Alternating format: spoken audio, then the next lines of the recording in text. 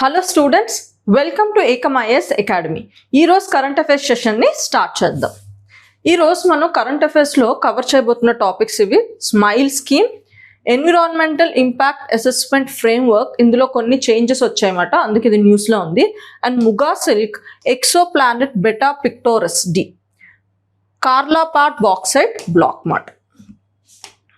So first topic మనకి smile.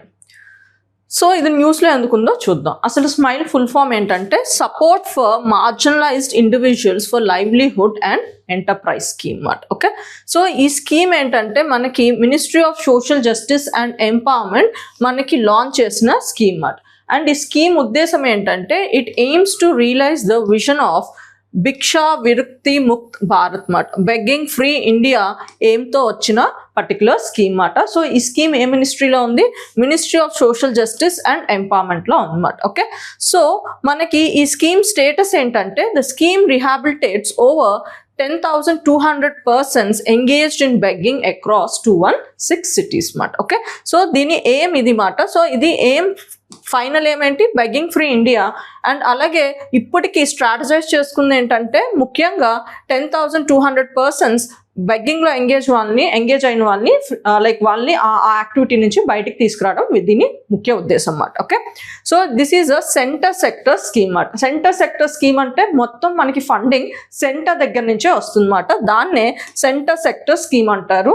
జనరల్గా centre sponsored scheme అంటే మనకి షేరింగ్లో వెళ్తుంది, అంటే సెంటర్ కొంత మనీ వేస్తుంటే స్టేట్స్ మిగతా మనీ పెట్టుకోవాలన్నమాట. ఓకే, సో సెంటర్ సెక్టర్ అంటే మొత్తం అమౌంట్ సెంటరే చూస్తుంది అన్నమాట. సో ఇందులో మనకి 2 సబ్ పార్ట్స్ ఉన్నాయి. ఒకటి centre sector scheme for comprehensive rehabilitation for welfare of transgender persons. Okay, మనకి ట్రాన్స్జెండర్ పర్సన్కి సొసైటీలో చాలా స్టిగ్మటైజ్డ్గా ఉంటారు కదా, సో వాళ్ళ వెల్ఫేర్ గురించి కూడా మనకి ఈ స్కీమ్లో ఈ స్మైల్లో ఒక పార్ట్ ఉందన్నమాట. ఇంకొకటి ఏంటంటే మనకి ఈ బెగ్గింగ్ని చేసే వాళ్ళని టార్గెట్ చేస్తూ ఇంకొక పార్ట్ ఉంది, అదే centre sector scheme for comprehensive rehabilitation of persons engaged in act of begging మాట. ఓకే, సో మనకి కీ ఫీచర్స్ ఏంటి, మిగతా ఫీచర్స్ ఏంటి ఈ స్కీమ్ గురించి? కాంప్రహెన్సివ్ రీహాబిలిటేషన్ అంటే కంప్లీట్ రీహాబిలిటేషన్ని ఈ స్కీమ్ సపోర్ట్ చేస్తుంది అన్నమాట. కంప్లీట్ రీహాబిలిటేషన్ అంటే ఏంటి? Identification, rescue, shelter, health care, counselling and rehabilitation. అంటే వాళ్ళని ఐడెంటిఫై చేయడమే కాదు, అక్కడి నుంచి వాళ్ళు రెస్క్యూ చేస్తారు. కొంతమంది ఫోర్స్ఫుల్గా బెగ్గింగ్లోకి వెళ్తారు కదా, వాళ్ళని చిన్నప్పటి నుంచి ఉన్న వాళ్ళు, సో షెల్టర్ ఇస్తారు, హెల్త్ కేర్ ఇస్తారు, కౌన్సిలింగ్ ఇస్తారు, అండ్ అలాగే వాళ్ళకి ఇంకొక జీవనోపాధి కూడా చూపిస్తారు అన్నమాట. ఓకే, లైవ్లీహుడ్ సపోర్ట్, అదే మనకి skill development, education and sustainable employment opportunities మాట. సో వాళ్ళకి ఒక క్రమబద్ధమైన వృత్తి చేయాలంటే దానికి కావాల్సిన స్కిల్ని కూడా వీళ్ళకి ఇస్తారు అన్నమాట. సోషల్ రీఇంటిగ్రేషన్, సో అలాగే మనకి సొసైటీలో వాళ్ళని రీఇంటిగ్రేట్ చేయడానికి చూస్తారు. Help beneficiaries return to normal society with dignity, confidence and ability to earn their own livelihood మాట. వాళ్ళని కౌన్సిలింగ్ ద్వారా వాళ్ళకి ఆ కాన్ఫిడెన్స్ ఇచ్చి మళ్ళీ సొసైటీలో రీఇంటిగ్రేట్ అయ్యేటట్టు చూస్తారు అన్నమాట. Okay, convergence based implementation, so దీని ఇంప్లిమెంటేషన్ మోడల్ కూడా కన్వర్జెన్స్ మాట. అంటే మనకి వేరియస్ మినిస్ట్రీస్ కలపాలి కదా, అంటే ఎందుకంటే ఇక్కడ వాళ్ళకి హెల్త్ కేర్ ఇస్తున్నారు, అలాగే ఎడ్యుకేషన్ ఇస్తున్నారు, షెల్టర్ ఇస్తున్నారు, కౌన్సిలింగ్ సర్వీసెస్ ఇస్తున్నారు. సో వేరియస్ మినిస్ట్రీస్ లైక్ మనకి ఎడ్యుకేషన్ మినిస్ట్రీ ఉంటుంది, లేకపోతే హెల్త్ కేర్ మినిస్ట్రీ ఉంటుంది. సో ఇలా మనకి డిఫరెంట్ మినిస్ట్రీస్ కలిపి పనిచేయాలన్నమాట. అందుకే ఈ స్కీమ్లోనే వాళ్ళు ఇంప్లిమెంటేషన్ మోడల్ ఇక్కడ స్ట్రాటజైజ్ చేసుకున్నప్పుడే పెట్టుకున్నారు అనమాట. That is convergence based implementation మాట. The central government, states and district administrators work together and link the scheme with other government schemes like Deen Dayal Antyodaya Yojana, national urban livelihood mission, national rural livelihood mission, అలాగే mission Vatsalya. So already ఉన్న schemes మనకి వాటితో link చేస్తున్నారు అన్నమాట. Okay, then అలాగే digital monitoring and transparency, so మనకి transparency, corruption ఏమీ లేకుండా అలాగే ట్రాన్స్పరెంట్గా ఉండాలి అని చెప్పి ఆ మెకానిజమ్స్ కూడా ఇందులో ఇంట్రడ్యూస్ చేశారు.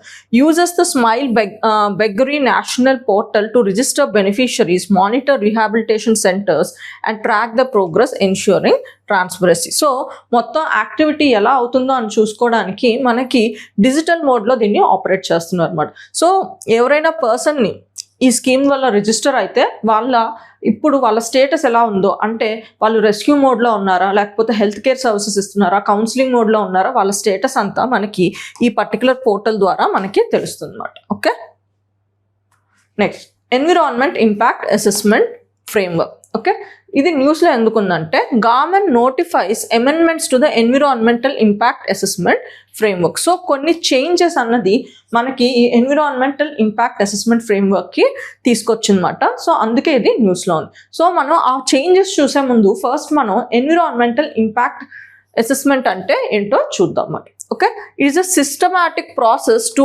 Identify, predict, evaluate and mitigate the environmental and social impacts of the proposed developmental projects మాట. అంటే నేను ఇప్పుడు ఏదైనా ప్రాజెక్ట్ చేయాలి అని అనుకుంటే ఆ ప్రాజెక్ట్ వల్ల ఎన్విరాన్మెంట్కి ఎలా ఇంపాక్ట్ అవుతుందో దాన్ని సిస్టమాటిక్గా చేసే పద్ధతే ఈ ఎన్విరాన్మెంటల్ ఇంపాక్ట్ అసెస్మెంట్ మాట. అంటే డిఫరెంట్ కైండ్ ఆఫ్ పొల్యూషన్స్ ఏమవుతున్నాయి, లేకపోతే అగ్రికల్చర్ ఇంపాక్ట్ ఏమవుతుంది, ఇలా డిఫరెంట్గా సైంటిఫిక్గా ఎనాలిసిస్ చేస్తారన్నమాట. సో దాన్నే ఎన్విరాన్మెంటల్ ఇంపాక్ట్ అసెస్మెంట్ అంటారన్నమాట. సో ఈ పర్టిక్యులర్ ప్రాసెస్ మనకి ఎవరు ఎలా గవర్న్ అవుతుందంటే ఎన్విరాన్మెంటల్ ఇంపాక్ట్ అసెస్మెంట్ నోటిఫికేషన్ 2006 ద్వారా. అంటే ఈ ప్రాసెస్ ఎలా చేయాలి, దాని పద్ధతి ఏంటి, దాని రూల్స్ అండ్ రెగ్యులేషన్స్ అన్నీ మనకి ఈ ఎన్విరాన్మెంటల్ ఇంపాక్ట్ అసెస్మెంట్ నోటిఫికేషన్ 2006లో ఇవ్వడం జరిగింది.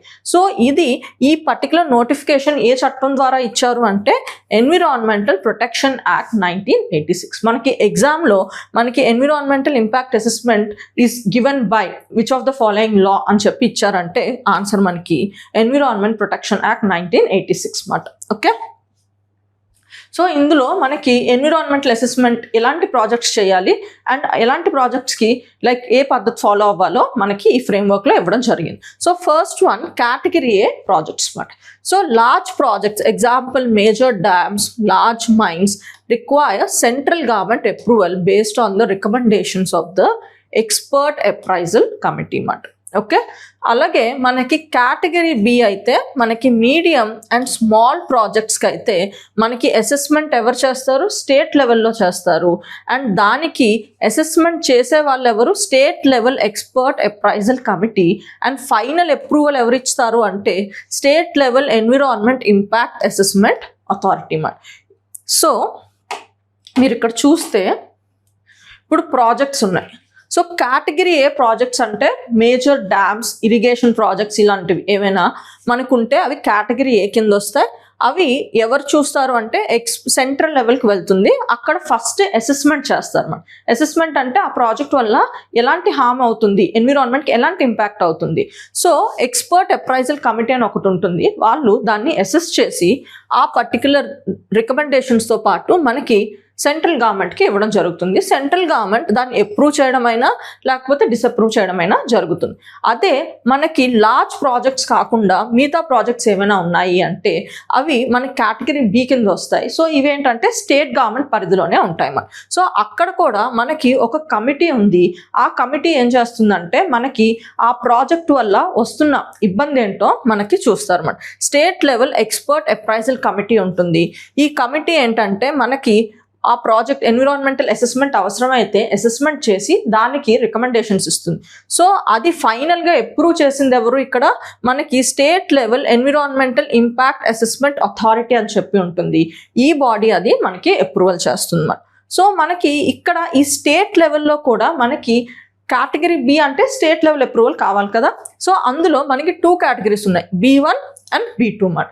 B1 category అంటే requires a detailed environmental impact assessment report and public consultation కూడా కావాలన్నమాట. Okay, and B2 does not require a detailed environmental impact report or public consultation as these projects have low environmental impact assessment.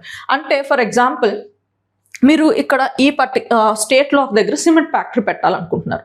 ఆ cement factory వల్ల మనకి ఎంతో కొంత environment impact అవుతుంది. ఎందుకంటే ఈ సినారియో ఆలోచించండి, మనకి సిమెంట్ ఫ్యాక్టరీ వల్ల ఎయిర్ పొల్యూషన్ అవుతుంది. ఎందుకంటే మనకి జనరల్గా పొల్యూటెంట్స్ అయిన PM2.5, PM10 ఇలాంటివి రిలీజ్ అవుతాయి, అంటే డస్ట్ పార్టికల్స్ రిలీజ్ అవుతాయి. అండ్ అలాగే వాటర్ పొల్యూషన్ కూడా అవుతుంది. అంటే అక్కడి నుంచి మనం ఆ సిమెంట్ ఫ్యాక్టరీ యూజ్ చేసిన వాటర్ని మనం దగ్గరలో ఉన్న చెరువులో వాటిలో మనం వదలడం జరుగుతుంది. దానివల్ల వాటర్ పొల్యూషన్ కూడా అవుతుంది. మన pH of the water change అవుతుంది కాబట్టి. Okay, pH of the water changes. అలాగే మనకి నాయిస్ పొల్యూషన్ కూడా అవుతుంది, ఎందుకంటే పెద్ద పెద్ద మెషినరీస్ ఇవన్నీ వాడతారు కాబట్టి. అలాగే అగ్రికల్చర్ మీద కూడా ఇంపాక్ట్ అవుతుంది, ఎందుకంటే ఇక్కడికి వస్తున్న దుమ్ము ధూళి మనకి అగ్రికల్చర్ మీద వాటి మీద స్ప్రెడ్ అవుతుంది అన్నమాట. దానివల్ల ఏంటంటే మనకి క్రాప్ ప్రొడక్టివిటీ అన్నది ఇంపాక్ట్ అవుతుంది. సో ఇలా వేరియస్ ఇంపాక్ట్స్ని మనం ఎన్విరాన్మెంట్ అసెస్మెంట్ ద్వారా తెలుసుకుంటాం. మనం తెలుసుకొని దీనికి ఏం చేస్తే ఈ పర్టికులర్ ఫ్యాక్టరీ పెట్టచ్చో ఆలోచిస్తారు అన్నమాట. ఎందుకంటే మనకి ఎన్విరాన్మెంటల్ కాపాడడం ఎంత ఇంపార్టెంటో డెవలప్మెంట్ కూడా అంతే ఇంపార్టెంట్ అన్నమాట. సో డెవలప్మెంట్ మనకి ఎప్పుడు వస్తుంది, మనకి వేరియస్ ఫ్యాక్టరీస్ ఇలాంటివన్నీ పెడితేనే వస్తుంది. కానీ మనం చూసుకోవాల్సింది ఏంటంటే మనం చేస్తున్న డెవలప్మెంట్ వల్ల ఎన్విరాన్మెంట్ నాశనం అయిపోకుండా చూసుకోవాలన్నమాట. సో అందుకే కొన్ని వాటికి ఫిక్స్ చేసే రికమెండేషన్స్ ఇస్తుందన్నమాట. లైక్ ఎలాంటి రికమెండేషన్స్ ఇవ్వచ్చు, డస్ట్ కంట్రోల్ సిస్టమ్ని ఇన్స్టాల్ చేయండి ఫ్యాక్టరీస్లోని అని చెప్పి. అలాగే వేస్ట్ వాటర్ ట్రీట్మెంట్, అంటే వాటర్ని చెరువులోకో బయటకో వదిలేసి ముందు దాన్ని ఫస్ట్ ట్రీట్మెంట్ చేసి అప్పుడు వదిలేయండి అని చెప్పి. ఇంకొకటి నాయిస్ బ్యారియర్స్ పెట్టండి, సౌండ్ బయటకు వెళ్లకుండా. అండ్ అలాగే ఇంకోటి ఏంటంటే గ్రీన్ బెల్ట్స్, అంటే ఆ ఫ్యాక్టరీ దగ్గర ఎక్కువ మనం లైక్ ట్రీస్ని ఏవైనా నాటాలన్నమాట. దానివల్ల ఏంటంటే నాయిస్ మనకి ఎక్కువ బయటకు రాదు. అండ్ అలాగే అగ్రికల్చర్ మీద ఇంపాక్ట్ లేకుండా సేఫ్ డిస్పోజల్ ఆఫ్ వేస్ట్ చేయమంటున్నారు. అండ్ అలాగే మనకి రా మెటీరియల్ ట్రాన్స్ఫర్ కోసం, అలాగే మనకి ఫైనల్గా సిమెంట్ ట్రాన్స్పోర్ట్ చేయడానికి వెహికల్స్ వాడతారు కదా, అవి కవర్డ్ ట్రక్స్ వాడమంటున్నారు అన్నమాట. సో దట్ మనకి గాలి ద్వారా ఆ సిమెంట్ అన్నది ఆ రా మెటీరియల్ అన్నది స్ప్రెడ్ అవ్వకుండా అక్కడే కంటైన్ అవుతుందని చెప్పి. సో ఇలా మనకి ఎన్విరాన్మెంటల్ ఇంపాక్ట్ అసెస్మెంట్ వల్ల ఈ ఫ్యాక్టరీ పెట్టక ముందే ఎలాంటి నష్టాలు వస్తాయో, ఎలా ఎన్విరాన్మెంటల్ ఇంపాక్ట్ అవుతుందో అలా అసెస్మెంట్ చేసి, సో వాటికి ఇలాంటి సొల్యూషన్స్ ఉంటే బాగుంటాయి అని చెప్పి అప్రూవల్ ఇస్తారన్నమాట. సో తర్వాత టైం టు టైం వెళ్ళి చెక్ చేసుకుంటూ ఉంటారన్నమాట. ఓకే, సో ఒక ఫ్యాక్టరీకి ఎన్విరాన్మెంటల్ క్లియరెన్స్ రావడం అంటే ఇది మాట. ఓకే, సో అన్నిటికీ ఎన్విరాన్మెంటల్ క్లియరెన్స్ అవసరం లేదు, కొన్ని ప్రాజెక్ట్స్కి మనకి ఎన్విరాన్మెంటల్ క్లియరెన్స్ కావాలి. సో మనకి ముఖ్యంగా B1 ప్రాజెక్ట్స్కి ఎన్విరాన్మెంటల్ క్లియరెన్స్ కావాలి, ఎందుకంటే అవి కొంచెం పెద్ద ఎత్తు ప్రాజెక్ట్ మాట, ఎన్విరాన్మెంట్కి ఇంపాక్ట్ అవుతుంది. లైక్ ఉదాహరణకి మన సిమెంట్ ఫ్యాక్టరీ లాంటిది. ఇంకొకటి B2 కేటగిరీస్కి పెద్దగా మనకి ఎన్విరాన్మెంటల్ క్లియరెన్స్, అలాగే ఈ ఎన్విరాన్మెంట్ ఇంపాక్ట్ అసెస్మెంట్ రిపోర్ట్ కూడా తయారు చేయవలసిన అవసరం లేదు, ఎందుకంటే ఇవి పెద్దగా ఎన్విరాన్మెంట్ని ఇంపాక్ట్ చేయవు. అంటే మేబీ మీరు ఒక వేర్ హౌస్ కడుతున్నారు అనుకోండి, సో దాన్ని పెద్దగా మనకి ఎన్విరాన్మెంట్ ఇంపాక్ట్ చేసే పెద్ద ఇష్యూ అయితే ఏం రాదన్నమాట. సో అలాంటి ప్రాజెక్ట్స్కి B2 ప్రాజెక్ట్స్ అంటారు అన్నమాట. ఓకే, వీటికి కూడా మనకి స్టేట్ లెవెల్ అప్రూవల్లోనే సరిపోతుంది. ఓకే, సో మనకి steps in environment impact assessment. So environmental impact assessment report అంటారు కదా, అందులో స్టెప్స్ ఏంటి? First one screening. అంటే స్క్రీనింగ్ అంటే అసలు ఎన్విరాన్మెంటల్ రిపోర్ట్ దానికి కావాలా వద్దా అని. అంటే కేటగిరీ B1 B2 అని ఉంది కదా, సో అది B1లో పడుతుందా B2లో పడుతుందా, అది ఎవరు ఎలా డిసైడ్ అవుతుందంటే స్క్రీనింగ్ ప్రాసెస్. ఎందుకంటే మనం డెఫినేషన్లోనే చూసాం కదా, ఎన్విరాన్మెంటల్ ఇంపాక్ట్ అసెస్మెంట్ అంటే సిస్టమాటిక్ ప్రాసెస్ అని. సో ఆ సిస్టమాటిక్ ప్రాసెస్ ఏంటో ఇక్కడ మనకి చెప్తున్నారు అన్నమాట. ఓకే, సో సిస్టమాటిక్ ప్రాసెస్ ఏంటో ఇక్కడ చెప్తున్నారు అన్నమాట. సో నెక్స్ట్ మనకి స్కోపింగ్ ఉందన్నమాట. స్కోపింగ్ ఏంటంటే మనకి identify and focus on key environmental and social issues that need to be studied in detail అన్నమాట. అంటే మనకి ఇక్కడ ఇప్పుడు సిమెంట్ ఫ్యాక్టరీకి ఎలాంటి కైండ్ ఆఫ్ పొల్యూషన్ వస్తుందో చూసాం కదా, సో ఇలా ఐడెంటిఫై చేయడం దాన్నే మనం స్కోపింగ్ అంటారు అన్నమాట. ఏమంటారు? స్కోపింగ్ అంటారు. ఓకే, సో ఫస్ట్ స్క్రీనింగ్ అంటే మనకి అసలు ఎన్విరాన్మెంటల్ ఇంపాక్ట్ అసెస్మెంట్ రిపోర్ట్ చేయాలా వద్దా డిసైడ్ అవ్వడానికి. అంటే కేటగిరీ B1 B2 అని.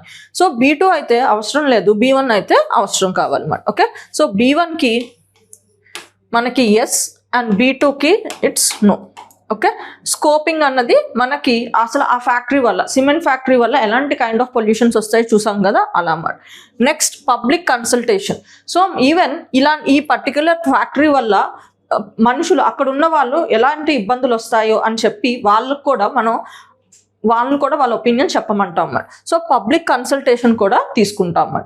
తీసుకున్న తర్వాత ఫైనల్గా మనకి డెసిషన్ మేకింగ్ చేసుకుంటారు. అంటే మనకి స్టేట్ లెవెల్లో ఉన్న బాడీస్ అయితే ఉంటాయి కదా, సో ఫైనల్గా ఈ రిపోర్ట్ మనం సబ్మిట్ చేస్తున్నప్పుడు ఈ కమిటీ మొత్తం ఇవన్నీ సబ్మిట్ చేస్తుంది అన్నమాట. అంటే ఎలాంటి రకమైన ఇంపాక్ట్ అవుతుంది ఎన్విరాన్మెంట్ మీద, వాటికి సంబంధించిన రికమెండేషన్స్, అలాగే అక్కడ ఉన్న ప్రజలు ఏమనుకుంటున్నారో ఆ రిపోర్ట్ అంతా ఈ కమిటీ ఆ పర్టికులర్ రిపోర్ట్లో పెట్టిస్తుంది. అండ్ ఫైనల్గా మనకి స్టేట్ లెవెల్ అయితే ఇక్కడ మనకి ఈ state level environmental impact assessment authority అయితే ఆ రికమెండేషన్స్ కరెక్ట్ అయితే అది ఓకే చేస్తే ఇది ఆమోదిస్తుంది, లేకపోతే లేదు మరి. సో అదే స్టెప్ ఇక్కడ మనకి డెసిషన్ మేకింగ్లో ఉంటుంది. సో తర్వాత ఫైనల్గా ఏంటంటే మనకి ఒకవేళ అప్రూవల్ చేశారు అంటే ఉదాహరణకి మన సిమెంట్ ఫ్యాక్టరీని అప్రూవల్ చేశారు అనుకోండి. సో ఆ రికమెండేషన్స్లో చెప్పినవి ఆ సిమెంట్ ఫ్యాక్టరీ చేస్తుందో లేదో చూడడానికే ఈ మానిటరింగ్ మాట. అంటే ఇక్కడ వరకు ఆ ఫ్యాక్టరీ ఎస్టాబ్లిష్ అవ్వక ముందు చేసే పనులు ఒకసారి ఆ ఫ్యాక్టరీ పెట్టిన తర్వాత వాళ్ళు అది కరెక్ట్గా చేస్తున్నారా లేదా చెక్ చేయడమే ఈ మానిటరింగ్ మాట. సో ఈ మానిటరింగ్లో ఉదాహరణకి ఇక్కడ సిమెంట్ ఫ్యాక్టరీలోనే మనకి యూజ్డ్ కవర్డ్ ట్రక్స్ అని చెప్పాను. సో మనం ఈ ఫ్యాక్టరీ పెట్టిన తర్వాత రెగ్యులర్ ఇన్స్పెక్షన్లోని వాళ్ళు ఈ పనులు చేస్తున్నారా లేదా వెళ్ళి చెక్ చేస్తామండి. అలాగే నాయిస్ బ్యారియర్స్ యూజ్ చేస్తున్నారా లేదా చెక్ చేస్తాం, వేస్ట్ వాటర్ ట్రీట్మెంట్ చేస్తున్నారా లేదా చెక్ చేస్తామండి. ఇలా పీరియాడిక్ రివ్యూస్ చేసుకుంటూ ఉంటాం. ఒకవేళ వాళ్ళు ఈ చెప్పినవి చేయలేకపోతే వాళ్ళని మళ్ళీ మనం క్యాన్సిల్ చేస్తాం అన్నమాట. ఓకే, రెన్యువల్ చెయ్యం, ముఖ్యంగా రెన్యువల్ చేయం. దీన్నే ఎన్విరాన్మెంటల్ ఇంపాక్ట్ అసెస్మెంట్ ప్రాసెస్ అంటారు. సో మనకి ప్రాసెస్లో 5 స్టేజెస్ ఉన్నాయి. అండ్ అలాగే ఈ పర్టికులర్ ప్రాసెస్ని ఏ ప్రాజెక్ట్స్కి ఎలా అప్రూవల్ చేయాలో మనం ఇందులో చూసాం. సో ఇప్పుడు ఇందులో తెచ్చిన చేంజెస్ ఏంటంటే మనకి స్టేట్ లెవెల్లోని అప్రూవల్స్ ఇవ్వడానికి డిలే అవుతున్నాయి అన్నమాట. సో ఆ డిలేని అరికట్టడానికి కొన్ని చేంజెస్ తీసుకొచ్చారు. ఏంటా changes? The changes have been notified by Union Ministry of Environment, Forest and Climate Change to resolve project appraisal delays at the state level. So changes ఏం చేశారు అంటే establishment of standing bodies for each state and union territory. So మనకి ఇక్కడ standing బాడీస్ని establish చేశారు. Okay, so మనకి దీనికి ఒక స్టాండింగ్ బాడీ అండ్ అలాగే వీటికి ఒక స్టాండింగ్ బాడీ ఎస్టాబ్లిష్ చేశారు. ఓకే, సో ఏంటి బాడీస్ పని? Standing authority on environment impact assessment to assess functions of state level environmental impact assessment authority. So మనకి state level environment impact assessment authority ఉంది కదా, దానికి రిప్లేస్మెంట్ కాదు, దానికి సపోర్టింగ్గా ఒక స్టాండింగ్ బాడీ చూస్తుంది అన్నమాట. ఈ స్టాండింగ్ బాడీ ఏం చేస్తుంది? Work for maximum 1 year if it is not functional or causes delay. So మనకి ఆల్రెడీ ఎస్టాబ్లిష్ అయిన బాడీ ఇది ఉంది కదా, సో ఇది ప్రాజెక్ట్స్ అప్రూవల్ చేయడంలో డిలే చేస్తుందంటే ఈ స్టాండింగ్ బాడీ వెంటనే ఏర్పడి సో ఆ డిలే అవుతున్న ప్రాజెక్ట్స్ని ఇది కంప్లీట్ చేయడానికి చూస్తుంది అన్నమాట. సో దీని లైఫ్ టైం 1 year వరకు ఉంటుంది అన్నమాట. ఓకే, అలాగే మనకి Standing Committee on Environmental Impact Appraisal to perform the duties of state level expert appraisal committee for maximum 1 year if it is non-functional. అలాగే మనకి ఈవెన్ కమిటీకి కూడా స్టేట్ లెవెల్ ఎక్స్పర్ట్ అప్రైజల్ కమిటీకి కూడా సపోర్టింగ్గా ఒక పర్టికులర్ బాడీని, అదే మనకి standing body for this particular body supporting బాడీగా ఇంకొక బాడీని ఎస్టాబ్లిష్ చేసింది. ఇది కూడా లైఫ్ టైం మనకి 1 year అన్నమాట. అండ్ అలాగే ఇది డిలేస్ చేస్తేనే ఈ బాడీ అన్నది ఏర్పడుతుంది. ఎక్స్టెండెడ్ టెన్యూర్ అండ్ టెన్యూర్ని కూడా ఎక్స్టెండ్ చేసింది. ఎవరికి? మనకి వీళ్ళ జనరల్ టెన్యూర్స్ 3 years ఉంటే దాన్ని 4 yearsకి ఎక్స్టెండ్ చేసింది. ఇక్కడ వీళ్ళది కూడా 3 years ఉంటే 4 yearsకి ఎక్స్టెండ్ చేసింది. అండ్ అలాగే మ్యాక్సిమం టర్మ్ ఎంత చేసింది అంటే 2 years మాట. అంటే ఈ ఆఫీస్లో ఉన్న హెడ్ 2 years వరకు 2 times వరకు అంటే ఒకసారి పనిచేసి ఒక 4 years మళ్ళీ ఇంకో 4 years అతనికి పనిచేయడానికి వీలవుతుంది అన్నమాట. సో ఆ చేంజెస్ కూడా వచ్చిందన్నమాట. Extended tenure, the tenure for EAC and SEAC members have extended from 3 to 4 years and maximum of 2 terms. Okay, and age limit కూడా పెంచింది. The maximum age of appointment is 70 years and దాన్నే మనకి 75 years in exceptional cases చేసింది. And removal criteria కూడా members can be removed in case of delays in processing proposals for the grant or rejection of environmental clearances beyond specified timelines. ఎందుకంటే మనకి ఒక factory ఏదైనా పెడుతున్నప్పుడు మనకి డిఫరెంట్ కైండ్ ఆఫ్ క్లియరెన్సెస్ కావాలి. అందులో ఎన్విరాన్మెంట్ క్లియరెన్స్ కూడా చాలా ఇంపార్టెంట్ అన్నమాట. వీళ్ళు డిలే చేస్తుంటే మనకి ప్రాజెక్ట్స్ డిలే అన్నది పెరిగిపోతుంది.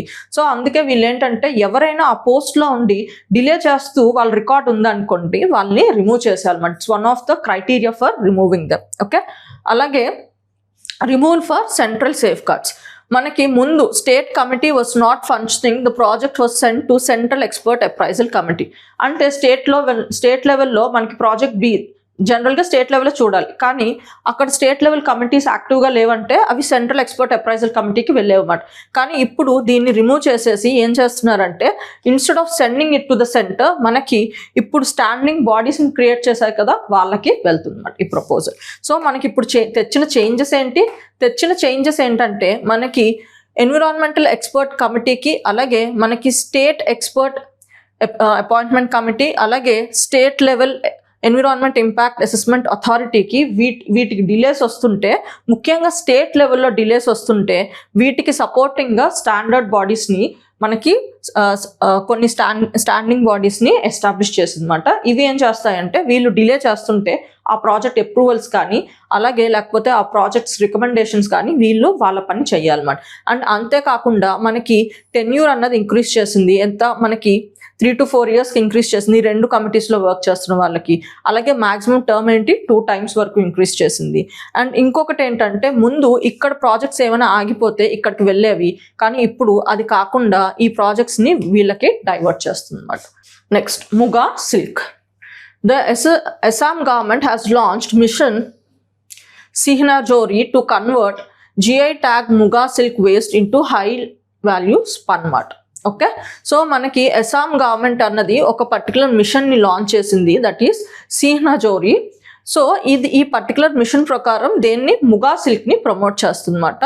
సో ఇక్కడ ఏంటి ముగా సిల్క్ని ప్రమోట్ చేస్తూ అండ్ అలాగే దాని వేస్ట్ని ఇంకొక వాల్యూ ఉన్న ప్రొడక్ట్లా కన్వర్ట్ చేస్తుంది ఆ ప్రాజెక్ట్లోనే. ఓకే, సో ఇప్పుడు మనం ఎగ్జామ్ డైమెన్షన్లో ముగా సిల్క్ గురించి తెలుసుకోవాలి. Muga silk is one of the 5 major natural types of silks మాట.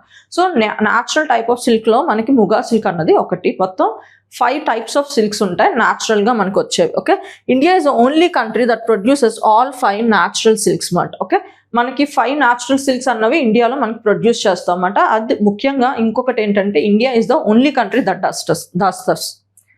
Does that. ఒకటి మల్బరీ, ఇంకొకటి ట్రాపికల్ టస్సర్, ఇంకొకటి ఓక్ టస్సర్, ఇంకొకటి ఎరీ అండ్ ఇంకొకటి ముగా.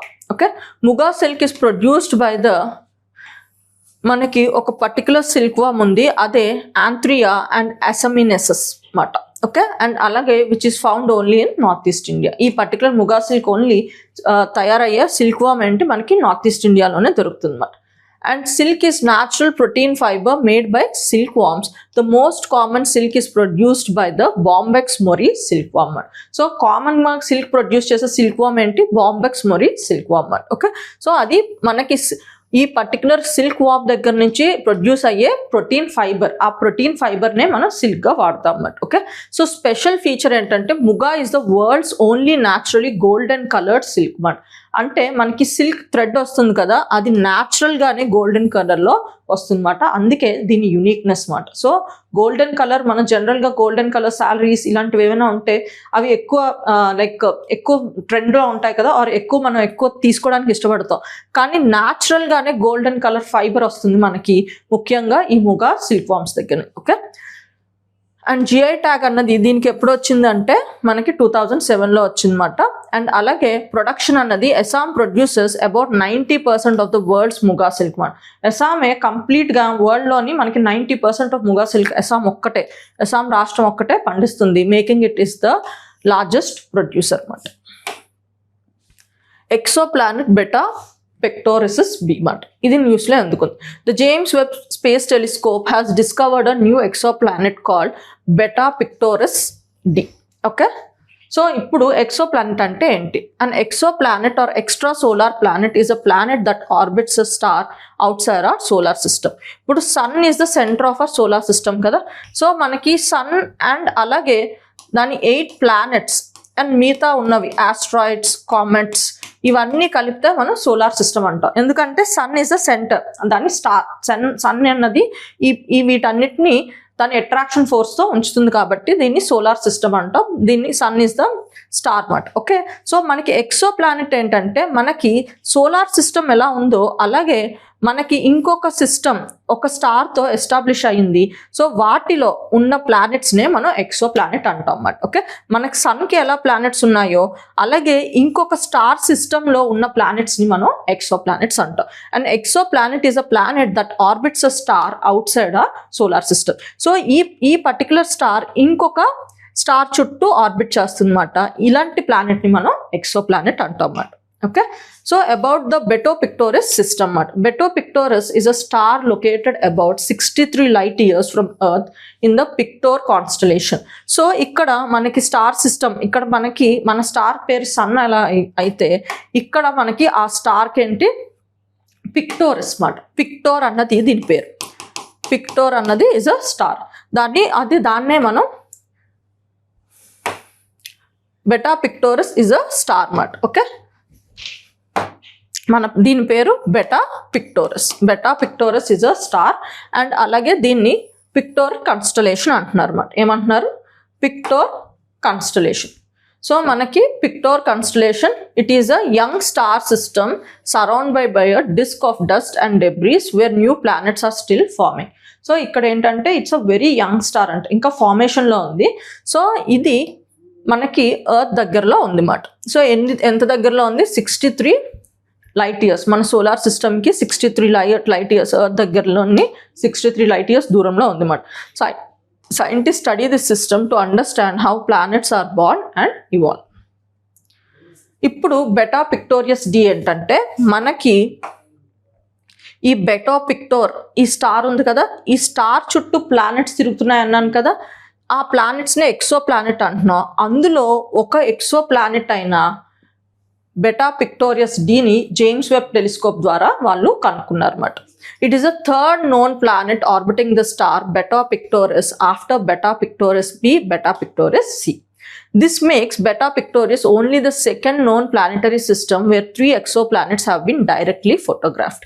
సో మనకి డైరెక్ట్గా ఫోటోగ్రాఫ్ చేసిన ఎక్సో ప్లానెట్స్ ఏమైనా ఉన్నాయంటే ఈ 3, అండ్ ముఖ్యంగా ఇవి ఏ సిస్టంలో ఉన్నాయంటే బెటా పిక్టోరస్ కాన్స్టలేషన్ సిస్టంలో ఉన్నాయన్నమాట. It slightly larger Dhan Jupiter. ఇప్పుడు కనుక్కున్న ఈ బెటా పిక్టోరియస్ డి అన్నది మనకి జూపిటర్ కన్నా పెద్దదన్నమాట. Okay, it takes 91 years to complete one orbit around its star, slightly longer than Uranus, which takes 84 years to orbit the sun. ఇది ఫ్యాక్ట్ గుర్తుంచుకోవాల్సింది.